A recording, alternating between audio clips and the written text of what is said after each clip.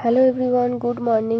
বাবার বাড়ি এসেছি শুক্রবার দিন, আর এটা হলো শনিবারের দিন, যেখানে আমরা বাড়ি থেকে ভাড়া ঘর ছেড়ে দিয়ে অন্য ঘরে বাবা মারা ভাড়া যাচ্ছে।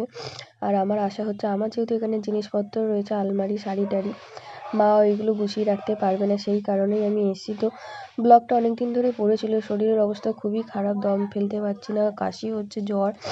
তো আজকের এতদিন পরে গিয়ে ভয়েস দিচ্ছি। আর এখানে সকালবেলা মা রান্না করেছিল ডাল, আলু সেদ্ধ, ডিম সেদ্ধ, মেয়েকে খাইয়ে টাইয়ে নিয়ে ভাড়া ঘরে এখন আমি অন্য ঘরে চলে এসে বসে রয়েছি।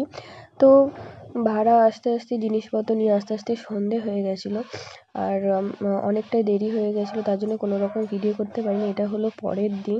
তা আমার দাদা তো এই যে এখানে দেখো ঘরদোরগুলো অবস্থা খুবই খারাপ ছিল, দেয়াল টেয়ালগুলো সেগুলো রং টং করে দিয়েছে, 2 ঘর ভালো করে রং করেছে।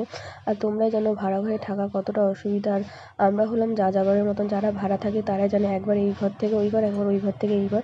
তো এই যে দেখো ট্যাঙ্কের মধ্যে আমার শাড়ি টাড়িগুলো রেখেছিলাম, সেইগুলো এখন আলমারি টালমারিগুলো গুছিয়ে নিচ্ছি, কারণ আমাকে তো আবার বাড়ি ফিরতে হবে। যেই কারণে মেন উদ্দেশ্যে, যেই কারণেই আমার আসা, যেহেতু মা পারবে না একা হাতে। আর এই যে রান্নাঘরটা দাদা রং করে দিয়েছে, বলছি না, দেওয়ালের অবস্থা টোটালি পুরো খারাপই ছিল।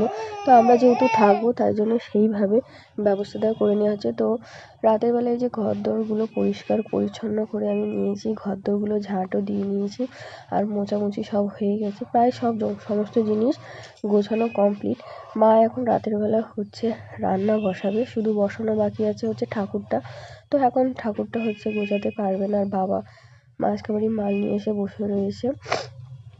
তো চলো বন্ধুরা, আজকের জন্য ভিডিওটা এই পর্যন্ত। ভালো লাগলে লাইক কমেন্ট শেয়ার করে দিও।